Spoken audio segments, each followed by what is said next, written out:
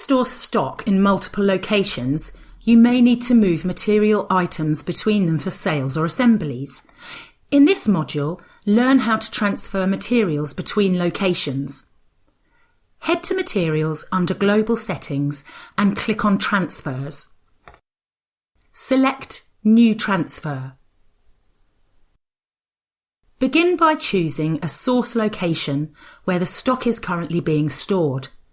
Then choose the destination where you want the stock to be transferred to.